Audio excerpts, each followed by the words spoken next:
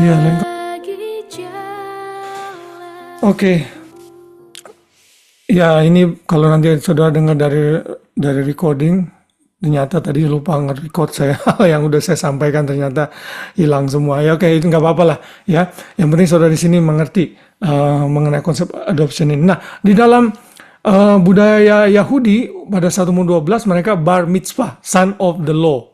Ya, nah pada saat upacara itu biasanya seorang ayah akan berkata, "Blessed be thou, O God, who has taken from me the responsibility of this boy." Jadi dia memuji kebesaran Tuhan, terima kasih Tuhan, sekarang tanggung jawab saya sudah lepas terhadap anak ini. Bukan berarti setelah itu dia nggak memelihara dan menyediakan kebutuhan anak, ya bukan. Tapi dari segi hukum di hadapan Tuhan, anak ini bertanggung jawab penuh. Lalu anaknya juga berkata, "Oh my God and God of my fathers, on this solemn and sacred day, which marks my passage from boyhood to manhood, I humbly raise my eyes unto thee, and declare with sincerity and truth that henceforth I will keep thy commandments and undertake to bear the responsibility of my action before thee." Jadi anak ini pada intinya mengaku, sejak hari ini maka saya bertanggung jawab sepenuhnya untuk seluruh tindakan saya terhadap Tuhan. Ya, nah ini bat mitzvah yang alkitabiah. Kalau zaman sekarang bat mitzvahnya udah agak melenceng karena biasanya anak-anak yang Yahudi kalau lagi bat mitzvah itu kayak orang Chinese dapat ampau banyak gitu ya. Bar mitzvah zaman sekarang, kalau zaman dulu beda ya dengan pada saat zaman Alkitab. Nah, itu di budaya Yahudi. Budaya Yunani juga memiliki hal yang sama. Nah, kalau di budaya Yunani itu ya, mereka itu sama umurnya sekitar 12 tahun. Mereka orang-orang Athena biasanya mereka tuh dibagi beberapa kelompok klan. Nah, pada saat tertentu seorang anak akan dimasukkan ke dalam kelompok tertentu di mana dia dianggap sudah dewasa. Mereka dilakukan satu festival yang dilakukan di satu tempat yang bernama Apaturia. Ya. Dan anak-anak itu kemudian dibawa ke festival ini dan simbolnya yang mereka lakukan adalah dengan memotong rambut anaknya yang panjang. Baik yang pria maupun yang wanita, girl atau boy. Ya. Nah, di dalam upacara itulah dinyatakan bahwa anak itu sekarang sudah menjadi anak yang dewasa, lalu dilatih untuk menjadi warga negara yang baik. Kadang-kadang mesti wajib militer dan lain sebagainya. Jadi status anak yang dinyatakan oleh Paulus ini, itu tergambar dari budaya yang terjadi pada saat itu. Lalu diterapkan secara rohani untuk kita sebagai anak-anaknya. Ya, nah sekarang kita akan melihat 4 keistimewaan adopsi Kristen yang sama dengan adopsi jasmani. 8 keistimewaan adopsi Kristen yang sama dengan adopsi jasmani. Saya ambil poin-poin ini ya dari seorang teolog yang bernama John Piper. Ya, saya coba baca-baca mengenai konsep ini dan saya pikir ini sangat baik sekali untuk kita bisa mengambil aplikasi dan juga kebenaran dari poin-poin yang diambil dari John Piper, lalu saya tambahkan sedikit-sedikit ya, saya modifikasi sedikit-sedikit gitu. Ya, oke. Yang pertama kita akan melihat di dalam adopsi yang normal dalam sebuah keluarga, mau adopsi seorang anak itu melibatkan biaya yang sangat besar. Kalau di Indonesia, biasanya hanya orang-orang yang memiliki dengan ekonomi yang baik lah yang bisa mengadopsi. Tapi di Indonesia biayanya tidak sebesar di negara-negara lain. Terutama juga di Australia, di negara kita. Waktu dulu saya sempat sama Grace mau research, mau adopsi, itu dulu setelah dihitung-hitung biayanya, legal cost dan lain sebagainya itu close to $70,000 untuk satu anak waktu itu, ya, karena legal costnya yang mahal. Dan salah satu antara kami itu harus tinggal, kalau misal mau ngambil anak dari Indonesia ya, harus tinggal di Indonesia 12 bulan. Salah satu dari kami gitu. Jadi nggak mudah kalau di Indonesia kan anak keponakan kita bisa ambil anak sembarangan aja gitu kan, nggak jelas gitu. Malah dipanggil mama, mami, mami dan lain sebagainya. Kalau di sini untuk secara legal benar-benar nyatakan sebagai anak tuh nggak mudah, biayanya besar. Nah, secara rohani pun kita tahu bahwa Yesus itu sudah menebus kita, yang tadi ayat yang sudah kita baca. Ya, ia diutus untuk menebus mereka yang takluk kepada hukum Taurat supaya kita diterima menjadi anak. Yang Tuhan lakukan dengan memberikan Yesus itu, mengorbankan Yesus, darah Yesus yang mahal sekali, yang sangat-sangat tidak terbayangkan harganya. 1 Petrus 1 ayat 18 berkata, sebab kamu telah ditebus dengan cara dari hidupmu yang sia-sia, yang kamu warisi dengan nenek moyangmu, bukan dengan barang yang fana, tapi bukan dengan perak atau emas, melainkan dengan darah yang mahal, yaitu darah Kristus yang sama seperti darah anak domba yang tak bernoda dan tak bercacat. Jadi untuk saudara bisa menjadi anak, itu cost God everything. Cost God His Son, His only begotten Son, to die for you and me.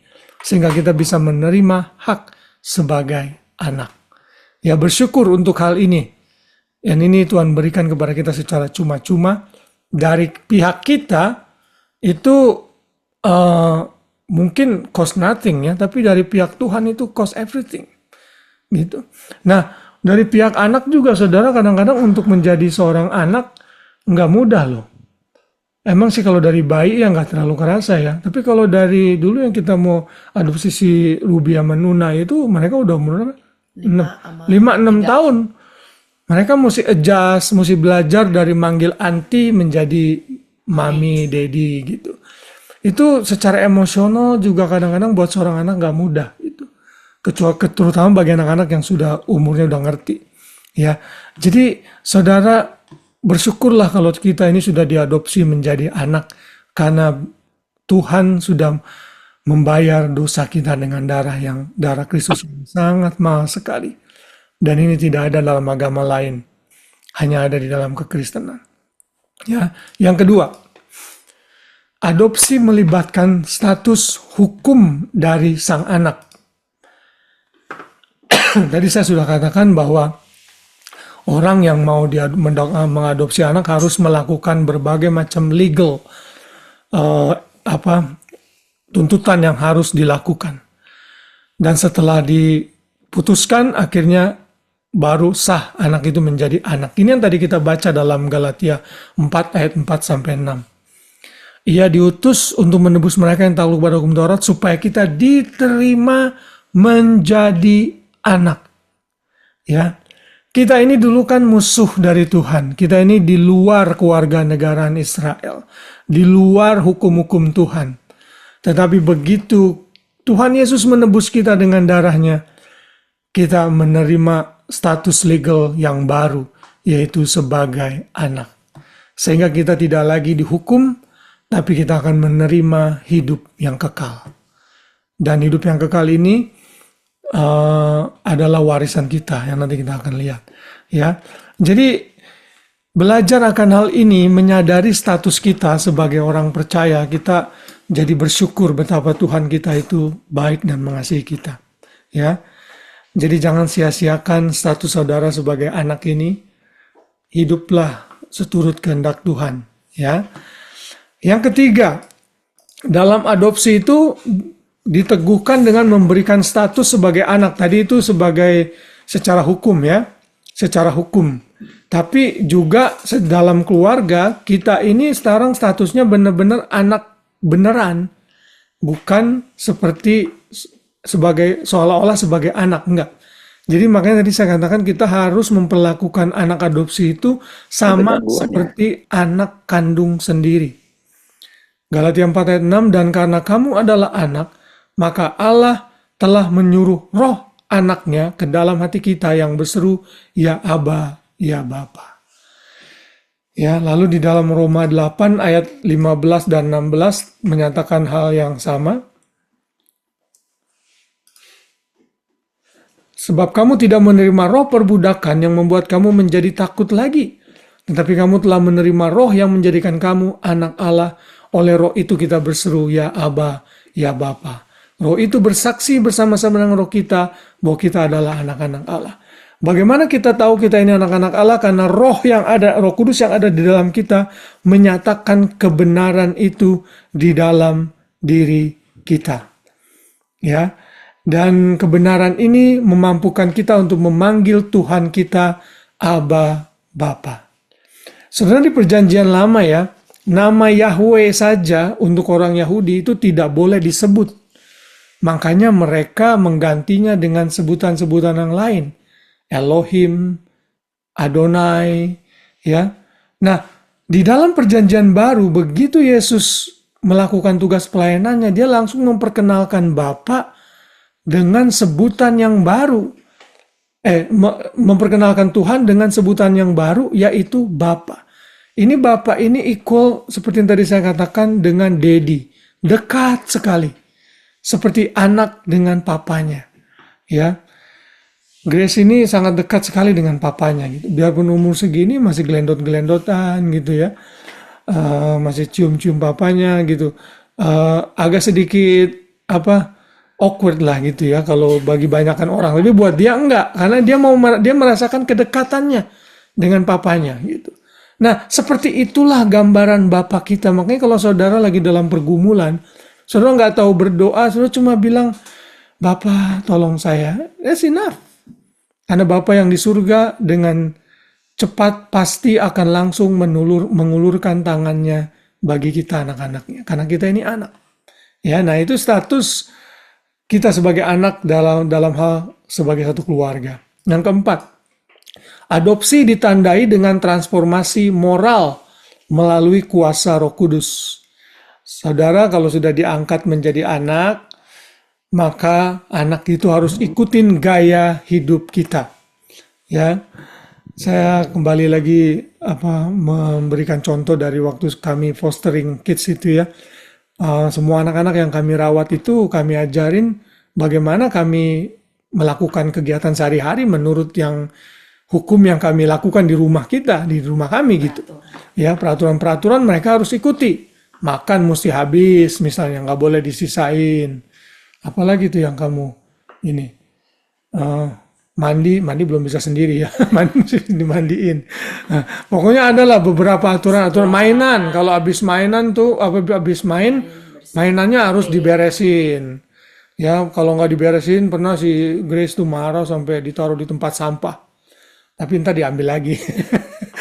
Cuma menunjukkan kepada sang anak bahwa you live in my house, you have to follow my rule. Nah, pelan-pelan anak itu ikutin tuh. Lalu ada perubahan moral. Kami pernah punya anak yang badungnya minta ampun tuh, namanya Jacob. Waduh, itu anak kalau dia lagi main ke luar sama teman-teman, dia bisa jorokin orang, bisa pukul orang. Tapi setelah berapa bulan ya di gereja sama kami tuh jadi anak yang baik gitu, saudara. Ada transformasi moral karena kita ajarin, tapi untuk ke arah sana tuh aduh setengah mati ngajarinnya kita ya. Sampai akhirnya begitu mereka diambil gitu, kita melihat oh ini anak ini udah berubah banget gitu ya. Nah, saudara, dalam kehidupan rohani pun sama. Saudara dan saya mesti mengalami transformasi. Setiap orang yang dipimpin Roh Allah adalah anak Allah. Artinya saudara mesti merefleksikan orang yang sudah mengadopsi saudara, yaitu Bapa kita di surga. Jadi orang lihat kita, wah nih Hani nih seperti anak-anak Tuhan yang baik banget ya gitu. Jangan malah ngelihat kita seperti anak iblis. Nah itu gawat itu ya. Kita jadi nggak ada gunanya status yang baru itu. Ya, karena kita ini kan new creation. Dan saudara perhatikan ya, setiap topik-topik yang sudah saya share ini mengharuskan kita untuk hidup di dalamnya. Karena itu ingatlah status kita. Kalau kita sebagai anak, come on, jangan lakukan hal-hal yang menggambarkan kita bukan anak Allah. Itu. Ya, saya sudah sering kali kasih contoh kalau saya diangkat anak sama King Charles, nggak mungkin lah saya hidup sembarangan. Saya pasti mesti ngikutin gaya hidup royal family. Makan aja diatur, jalan aja diatur. Tuh kenapa sih Harry sekarang jadi ngelawan. Karena dia nggak betah dengan aturan-aturan itu. Nggak bisa Istrinya. menikah dengan orang sembarangan, itu mesti dilihat. Kalau si Kate itu kan masih dari keturunan bangsawan, kalau saya nggak salah, dari Denmark. Si Kate, Ya Kate ya. Tapi kalau si Harry itu kan rakyat jelata. Nggak gampang. istrinya. Tapi ya itu udah bagian dari apa ya, konsekuensi sebagai anak raja. Nah, saudara sadar nggak, saudara, ini kita semua ini anak raja di atas gelar raja, amin. Nah, kalau saudara anak raja di atas gelar raja, saudara hidupnya harus mencerminkan sang raja itu. Nah, itu mari kita sama-sama memotivasi diri kita untuk hal itu. Yang kelima, dalam adopsi itu ada memberikan hak kepada sang anak untuk menerima warisan dari sang bapak. Ya, saya dan Grace ini belum punya anak, saudara. Ya, nggak punya anak sampai saat ini. Nah, saat ini kita masih bingung nih, warisan kita mau kasih siapa nanti. Ya, Ada yang mau? ya, kalau saya kalau saya meninggal masih bisa turun ke Grace. Kalau Grace meninggal, ya nggak tahu bagaimana. Nanti kita tanya Tuhan lah, ya. Tapi ya begitu, kalau tidak ada anak, warisannya kita bisa sumbangkan kemana aja, tergantung kemauan kita gitu. Ya, kayak cici saya kemarin juga sempat yang di LA, dia kan juga nggak punya anak, ya kan. Dia bilang, "Dek, gua nih mau ikut asuransi, tapi nanti asuransinya bisa diambil," katanya gitu. Sekian puluh ribu gitu. Gue tulis dulu aja deh sebagai hak warisnya. Boleh. Dia bilang gitu, "Oh, silakan." Enggak lah, maksudnya kalau ada apa-apa dengan dia, jadi saya punya hak, daripada itu nggak tahu jelas kemana, untuk ngambil, bukan apa-apa nanti dibagi di antara keluarga-keluarga yang masih hidup. Bukan gitu, bukan untuk saya sendiri, enggak. Maksudnya kalau masih ada 4 yang hidup, ya dibagi di antara 4 itu. Nah, dia kan punya hati seperti itu. Itu karena tidak punya anak. Nah, kita kan harus sadar bahwa Tuhan ini sudah mengangkat kita jadi anak. Kita juga berhak menerima warisan yang Tuhan sudah sediakan bagi kita. Ya. Dan karena kamu adalah anak, maka Allah telah menyuruh roh anaknya ke dalam hati kita yang berseru, "Ya Aba, ya Bapa." Jadi kamu bukan lagi hamba, melainkan anak. Jikalau kamu anak, maka kamu juga adalah ahli waris oleh Allah. Lalu ayat yang berikutnya sama juga ya, menerima warisan. Nah, warisan kita itu apa? Nah, saudara mesti tahu ya, warisan kita itu not necessarily di dalam dunia ini. Kalau di dunia ini, ya kita masih kontrak rumah di flat, atau rumahnya kecil. Jangan mentang-mentang, saya kan udah anak raja, saya mesti punya rumah di Vaucluse, Double Bay. Ya, bolehlah mimpi, tapi jangan terlalu tinggi lah ya. Nanti saudara kecewa. Maksudnya warisan ini bukan di dunia ini yang penting, tapi di mana? Kerajaan sorga. Kalau saudara punya rumah kecil di sini, nanti di sorga, saudara punya rumah yang mewah. Amin. Di mana emas itu jadi lantainya. Fondasinya 12 batu-batu yang berharga. Termasuk diantaranya adalah berlian, ya, diamond, ruby, dan lain sebagainya. Kalau di sini kita taruh di sini, taruh di tangan, di surga kita injek-injek. Bayangkan betapa Tuhan mengasihi kita. Itu warisan kekal kita. Hidup kekal. Yang terpenting hidup tanpa dosa, hidup tanpa penderitaan. That is our inheritance in Christ Jesus. Bersyukur untuk hal ini. Ya. Nah, kalau di dalam bahasa, di dalam Galatia itu warisannya itu through God. Ya, therefore you are no longer a slave but a son. If a son, then an heir through God. Melalui Tuhan, melalui Allah. Tapi kalau dalam Roma itu bukan through God, tapi of God. If children, heirs also, heirs of God, heirs of God. Jadi warisan kita itu melalui Tuhan dan dari Tuhan. Wah, luar biasa. Saudara, saya nggak sabar menunggu saatnya itu. Ya, di mana kita bisa menikmati warisan kekal kita ini. Dan ini sudah dijamin kita akan memiliki. Kenapa? Karena kita sudah diangkat menjadi anak.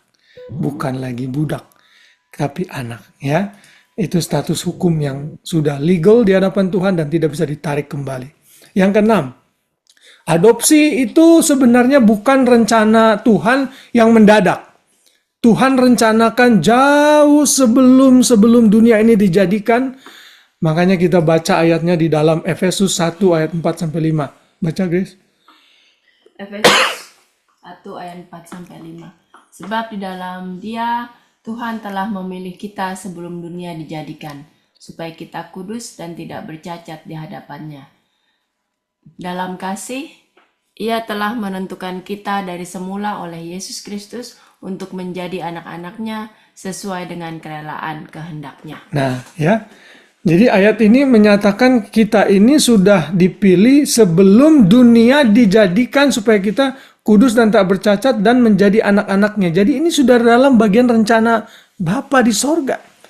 Jadi rencana Bapa itu dalam kekekalannya kita nggak ngerti, ada penciptaan, lalu ada kejatuhan, ada penebusan, ada memberikan status kita sebagai anak.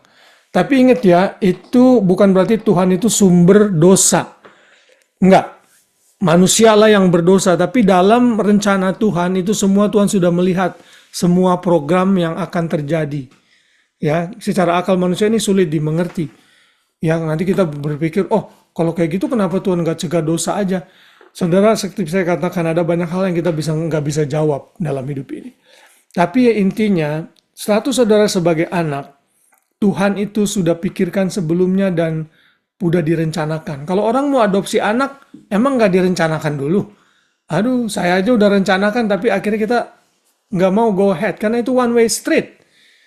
Ya, one way road. Kalau saudara udah ngambil keputusan itu, saudara nggak bisa berbalik dari keputusan itu. Direncanakan dulu biayanya berapa, nanti secara emosional gimana ya. Aduh, kalau nanti udah remaja anaknya membangkang sama kita, nanti kita bisa keluar kata-kata, udah bagus lu, gua angkat jadi anak gitu kan. Takutnya kan kayak gitu. Nah itu udah harus direncanakan dulu. Nggak boleh kita kayak begitu, sembarangan. Pikir cost-nya baik-baik.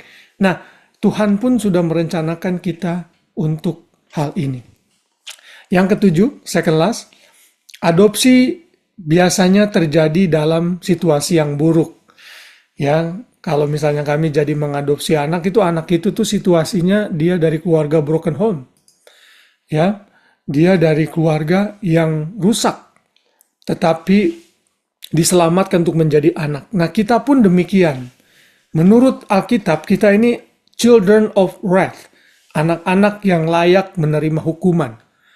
Nih ya, dalam Efesus 2 ayat 3, tapi di dalam bahasa Indonesia kok nggak disebut ya.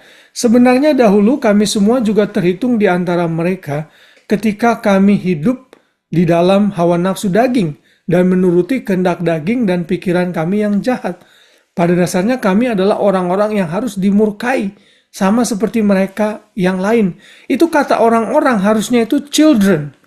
Ya, di dalam bahasa Yunaninya, children of wrath harusnya. Ya, kita ini sebenarnya anak-anak yang layak dihukum. Kita layak mati, masuk neraka, tetapi Tuhan menyelamatkan kita oleh kasih-Nya yang besar. Ini ya dalam bahasa Inggrisnya ya, New American Standard Bible. And were by nature children of wrath, even as the rest. Jadi saudara, diangkat menjadi anak dalam situasi yang buruk. Kita ini tidak layak, tapi Tuhan mengangkat kita. Contoh misalnya juga di Perjanjian Lama ya. Di Perjanjian Lama itu Israel, coba bayangkan kondisi mereka sebelum diangkat menjadi anak. Mereka budak di Mesir. Dari Mesir kupanggil anakku. Mereka benar-benar dalam suasana yang menderita karena disiksa untuk kerja paksa, tapi Tuhan menyelamatkan mereka melalui tangan Musa. Nah, setiap orang yang diadopsi memiliki kondisi yang buruk. Makanya anak itu diambil. Ada di Indonesia cerita ibu-ibu tahu-tahu buka pintu rumah, dari dalam rumah dengar ada suara nangis anak. Begitu dibuka ternyata ada anak di depan pintunya. Orang tuanya nggak sanggup merawatnya. Nah itu kan situasi yang buruk. Akhirnya anaknya diambil, dirawat, dianggap seperti anak sendiri. Ya, dan kita semua juga ada dalam hukum dosa sebelum kita diselamatkan. Tapi kita diangkat menjadi anak, memiliki hak istimewa sebagai anak, termasuk yang paling besar adalah menerima warisan kekal. Ya, dan yang terakhir, sekalipun sudah diadopsi, saudara jangan berpikir nanti sesudah jadi anak hidup kita akan enak-enak saja. No. Anak asli, anak angkat, kita masih bisa menderita, ya. Kita masih bisa mengalami disiplin kalau kita melenceng dari Tuhan. Ya, Roma pasal 8 ayat 22 sampai 23 berbunyi demikian, sebab kita tahu bahwa sampai sekarang segala makhluk sama-sama mengeluh, sama-sama merasa sakit bersalin. Dan bukan hanya mereka saja, tetapi kita yang telah menerima karunia sulung roh, kita juga mengeluh dalam hati kita sambil menantikan pengangkatan sebagai anak, yaitu pembebasan tubuh kita. Loh, kan kita sudah jadi anak. Masa kita masih menunggu? Iya, karena saat ini tubuh kita belum ditransform secara penuh. Sampai suatu hari kelak kita meninggal, kita dimuliakan atau kita di-rapture, kita dimuliakan, menerima tubuh kemuliaan yang tidak bisa berdosa lagi. Sejak saat itulah tidak ada lagi penderitaan. Namun sebelum itu terjadi, kita masih bisa kena COVID, kita masih bisa batuk, kita masih bisa dioperasi jantung, kita masih bisa dioperasi lututnya, kita masih bisa pakai kacamata, pakai gigi palsu, dan lain sebagainya. Jadi, saudara, sampai kita benar-benar menerima warisan kekal, mari kita tetap setia. Sadar apapun yang terjadi dalam hidup kita, tidak ada yang dapat memisahkan kita dari kasih Tuhan yang kekal. Amin. Dan kita sudah menjadi anak. Inilah doctrine of adoption, di mana status kita yang tadinya hamba-hamba kegelapan, hamba-hamba dosa, yang tidak layak menerima warisan, maka bahkan penghukuman, tetapi Tuhan melayakkan kita. Dan kita menerima ini dalam status yang baru sebagai anak-anaknya. Bersyukur saudara, bersyukur ya. Saya mau saudara tidak hanya belajar ini sebagai pengertian doktrin, tapi juga dalam hal praktikal ini menjelaskan posisi saudara.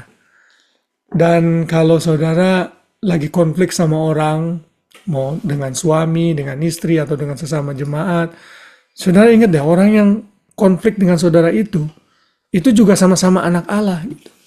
Saudara kan sesama kakak adik suka ribut ya? Ya enggak? Tapi kan nanti damai lagi, baik lagi gitu. Walaupun memang ada sih kakak adik yang sampai nggak ngomong 30 tahun ada. Ada yang kayak gitu saudara. Tapi yang apa dulu saya ingat tuh ya, ensoh saya sama itu sih bukan saudara kandung, tapi kan itu istri koko saya. Sama koko saya yang satu tuh nggak ngomong cukup lama loh, 5 tahun ada kali. Ya. Dan memang ini yang koko yang satu ini tukang pengambekan gitu ya. Nah, jadi apa sedikit-dikit marah, akhirnya orang kalau dia lagi marah orang nggak ditegur. Saya ada problem nih ini. Iya, Pak Martin suka hilang-hilang, mungkin signal Pak Martin kali di rumahnya. Oke, sebentar. Oke, ya, continue Pak, continue aja. Iya, iya. Videonya matiin aja Pak Martin, nggak apa-apa kalau signalnya lemah. Oke, iya. Jadi seperti itu ya. Saya berharap ini semua bisa kita ambil bukan hanya dari segi pengetahuan tapi dari segi praktikal kita. Ya.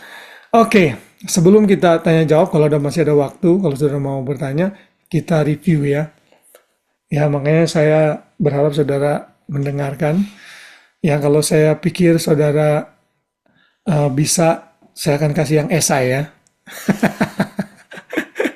Kalau masih muda harusnya esai lah. Kalau yang udah ada lanjut umur, benar atau salah. Oke, Pak Ivan, mau esai apa benar atau salah? Di-unmute dulu Pak Ivan. Benar salah deh. Pilihan yang sangat tepat sebagai anak. Oke, anak kan bebas memilih, minta. Oke, Pak Ivan, gampang ini. Yesus dan kita orang percaya sama-sama disebut sama-sama disebut anak Allah. Karena keduanya adalah sama dan tidak ada bedanya. Nah, hilang Pak Ivan. Tiba-tiba rapture Pak Ivan. Iya, problem juga sama saya. Hah? Iya. Oke, kalau gitu Ethan. Pak Martin dulu deh. Oh, Pak Martin. Jangan, saya suka hilang-hilang, Pak. kayak Oh, suka hilang suaranya. Berarti Iya, iya, ininya iya. apa nggak benar? headphone-nya. Headphones-nya Ya nggak udah. benar, Pak. Oke, it's okay. Continue aja, cari yang Bisa lain. dengar nggak, yang Pak lain. Martin? Sekarang bisa dengar saya? Bisa, Saya mau kasih pertanyaan, bisa? coba. Oke. Tapi sih, oke, silakan. Ya, istilah adopsi Kristen adalah pemberian status baru kepada orang percaya sebagai anak-anak Allah. Benar atau salah? Benar. Yes. Good. Pak Ivan, belum. Pak Ivan kemana tadi? Pak Ivan di rapture. Hilang sinyal saya. Internetnya gangguan gimana? Oke. Pertanyaannya udah belum tadi? Udah bisa jawab? Belum. Belum. Oh, belum. Oke. Yesus dan kita, orang percaya, sama-sama disebut anak Allah. Karena keduanya adalah sama dan tidak ada bedanya. Benar atau salah? Salah. Pak, Salah. itu dia Mam. Dia anak sulung. Mam Anton kalau mau jawab mesti di-mute dulu. Oke, mute dah. Oke, ganti ya Pak Ivan ya, karena udah dibantuin sama Manton. Iya, dia anak Allah, dia anak sulung. Iya, benar. Ya, itu benar Pak Ivan. Oke, pertanyaan berikutnya Pak Ivan. Dalam doktrin adopsi terkandung kebenaran di mana kita memandang Tuhan sebagai Bapa kita. Benar atau salah?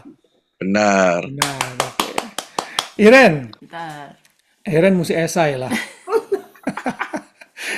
Oke, Ren. Sebutkan beberapa ilustrasi contoh adopsi di dalam perjanjian lama. Kok beberapa? Dua doang juga. 2 atau 3 lah. Ilustrasi adopsi yang terjadi di perjanjian lama. Tadi saya sudah sebutkan. Israel, Terus, Betul. Musa, ya, Betul. Satu lagi. Esther, ya betul. Oke, that's good. Oke, siapa yang belum? Pak Ade. Pak Ade juga mau esai kalau Pak Ade mah. Ayo Pak Ade, jelaskan mengapa adopsi melibatkan biaya yang besar secara rohani. Itu tadi apa? Karena Allah Bapa itu kan untuk bisa mengadopsi itu kan sudah mengorbankan anaknya Tuhan Yesus. Yes, Ya, Betul. ya. that's it, mantap itu ya, sip. Siapa ya? Om Anton. Esai. Oh, minta nih. Om Anton hebat minta esai. Nantang. Nantang rupanya. Oke, Om. Mantap, Om. Apakah bedanya status sebagai budak dan status sebagai anak? Bedanya apa, Om? Salah satu aja. Beda status sebagai budak, Dan anak. you nggak punya hak apa-apa, nggak dapat apa-apa. Sebagai anak, you akan dapat kerajaan sorga. Secara rohani ini ya. Ya, Yeah, Ya. warisan kerajaan. Warisan. surga. Mantap, Warisan Om. kerajaan sorga. Yes, good. Peyem, Budi. Bud, setelah status kita berubah menjadi anak, kita bebas melakukan apa saja. Toh kita sudah dianggap sebagai anak. Benar atau salah, Bud? Salah aku ini. Ya, salah. Yeay. Bud. Siapa yang belum? Novi ya, Novi. Novi Evi. ada di situ, Nov? Udah. Iya, ada. Warisan yang kita terima sebagai anak adalah harta yang melimpah di dunia ini. Benar atau salah, Nov? Salah. Salah. Yang benar apa, Nov? Warisan itu apa, Nov? Harta di surga. Ya, kerajaan Yeah. surga yang kita akan terima. Kehidupan kekal. Ya. Ya, warisan. Kamu jangan tepuk tangan aja, jawab. Hari-hari. Hah? Hari-hari belum dia. Iya, kamu dulu. Oke. Benar atau salah? Karena kita sudah diadopsi menjadi anak, kita bebas dan lepas dari permasalahan yang ada di dunia. Gampang. Gampang ya, mendingan kita semua soalnya esai aja deh nanti dah. Esai. Saya udah cuma buat 5 sih. Oh, udah. Anthony, Oh iya. esai Anthony ya. Benar salah aja kok. Lagi males mikir. Ayo Anthony, jelaskan Dengan kata-kata kamu sendiri aja, mengapa adopsi biasanya terjadi, jelaskan mengapa adopsi biasanya terjadi dari situasi yang buruk. Karena ya begitu kok kan, kalau adopsi yang situasi yang buruk ya, Hmm, adopsi apa anak-anak itu kan. iya, Tadi kalau dia bilang karena mungkin orang tuanya sedang ada masalah, kalau nggak orang tuanya absen. iya, Karena kalau gitu untuk kesejahteraan anak. iya. Terus kalau dari segi rohaninya, Karena itu apa ya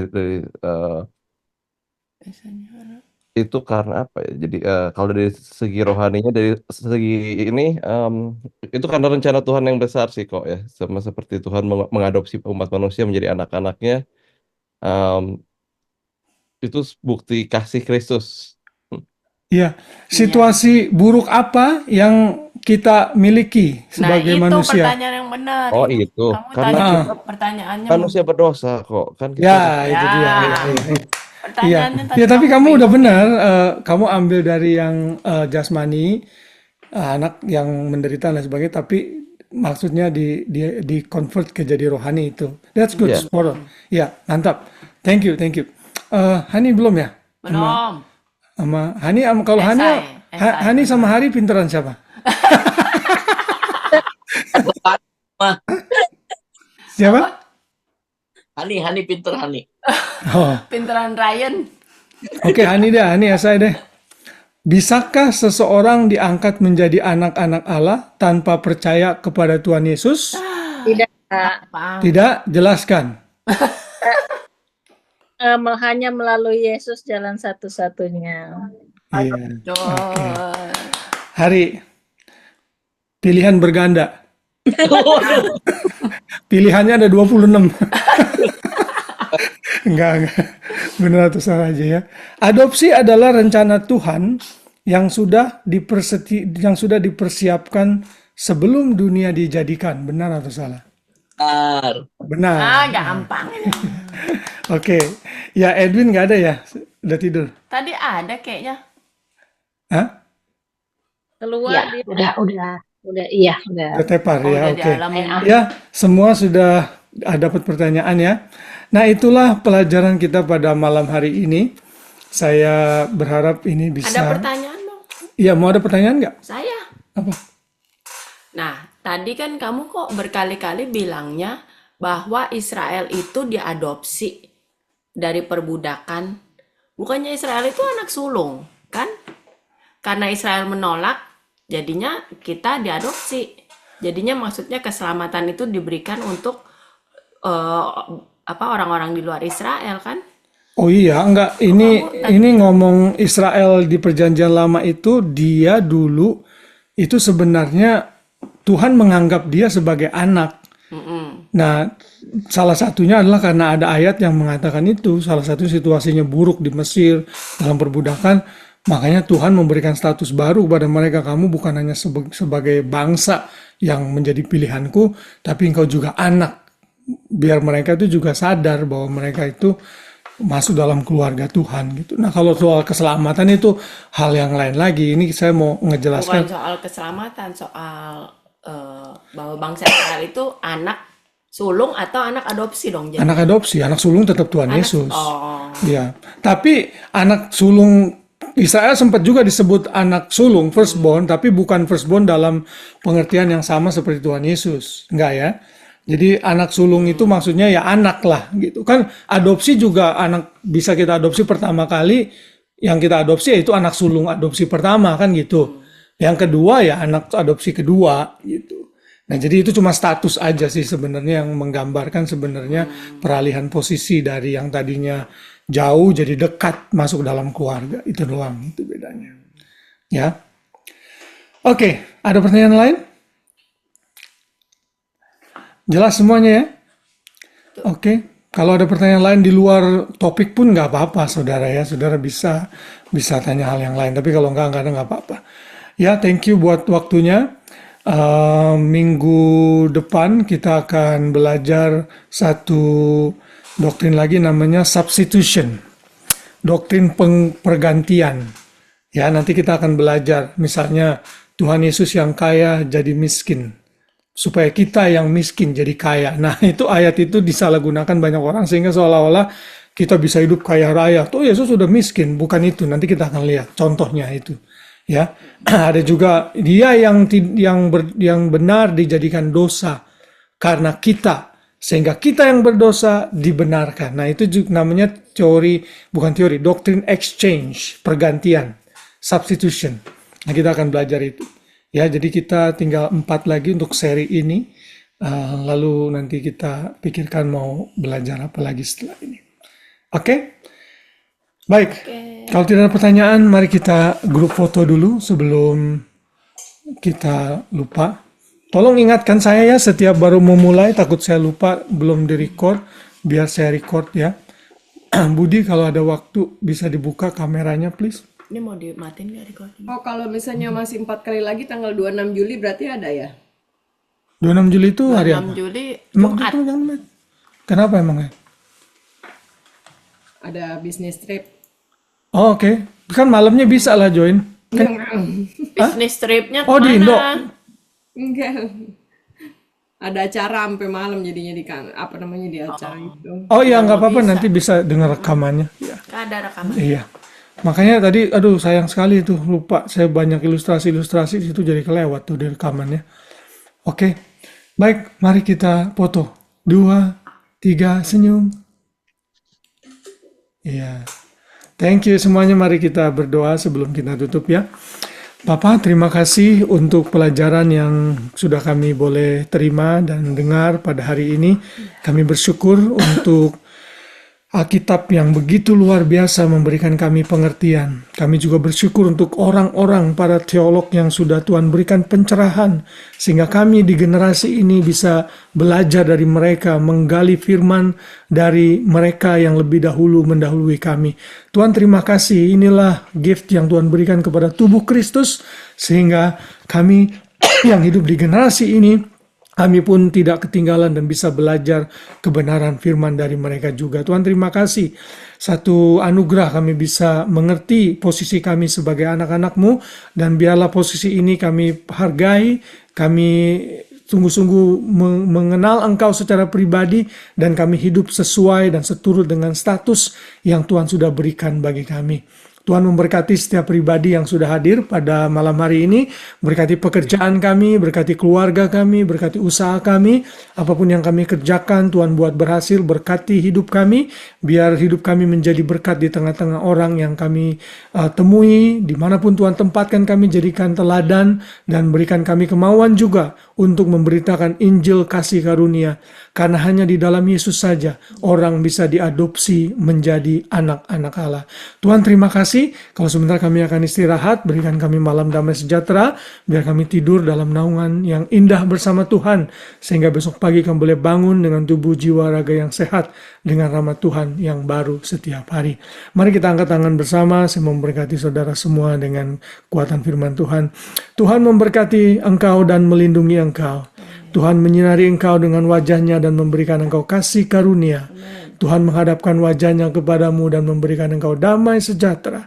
Kiranya berkat dari Bapa di surga, kasih sayang sempurna dari anaknya Tuhan Yesus, dan persekutuan yang manis dengan Roh Kudus menyertai kita semua hari ini, sampai kita jumpa dengan Kristus saat kita berjumpa dengan Dia saat Dia datang kembali dan menerima warisan kekal selama-lamanya. Ini berkati katakan sama-sama.